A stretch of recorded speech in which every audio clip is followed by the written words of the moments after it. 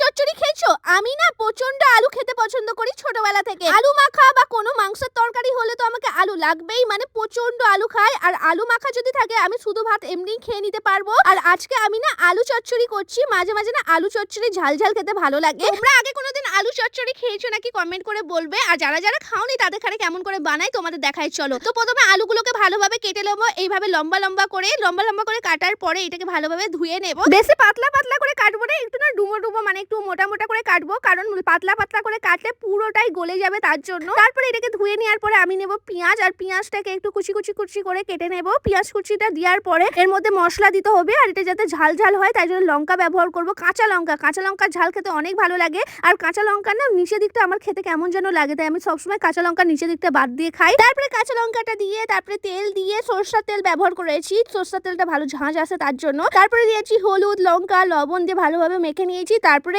জল দিতে হবে। আমরা যেমন আলু ভাজি না, আলু ভাজিতে শুকনো শুকনো করে ভাজি, এখানে না চচ্চড়ি করবো, যার কারণে এখানে জল দিয়ে দিয়েছি অনেকটা। তারপরে গ্যাস জ্বালিয়ে তারপরে এটাকে রেখে দেবো। জলটা শুকিয়ে এলে মাখা মাখা হয়ে যাবে, তারপরে নাবিয়ে নেবো। তার মধ্যে আমি ভাতও চাপিয়ে দিলাম। এদিকে যখন চচ্চড়িটা ফুটছে এখন এটা এদিকে হোক। আর আমি তোমাদের কাছে আর একটা জিনিস দেখাই। কিছুদিন আগে তোমাদের সঙ্গে শেয়ার করেছিলাম একটা পিগি ব্যাংক, যেটা তোমরা খুবই পছন্দ করেছিলে। আর সেমি আমি অর্ডার দিয়েছিলাম মিশো থেকে। এটা একটা নেই, আমি দুটো অর্ডার দিয়েছিলাম, একটা আমার মাম্মির জন্য, একটা আমার শাশুড়ির জন্য। কিন্তু দেখো পুরো পিগি ব্যাংকটা আলাদা এসছে। আমি যেটা নিয়েছিলাম আগে সেটা দেখো কতটা মজবুত, আর পেছনে ফটো দিয়ে আছে, এর মধ্যে কোনো ফটোও ছিল না, নামও লেখা ছিল না, আর প্রচন্ড পাতলা একটা কাঠের বানানো ছিল। আর এই দেখো এটা যেটা দুটো সাইজ হয় সেটা আমি একটা কিনেছিলাম। অবশ্য দামটাও ফারাক আছে, এটার দাম নিয়েছিল 250 টাকা মতন, আর আমি যেটা আগে কিনেছিলাম সেটা 700 টাকা মতন দাম ছিল। তো তোমরা কমেন্ট করে বলো কোনটা দেখতে বেশি ভালো লাগছে।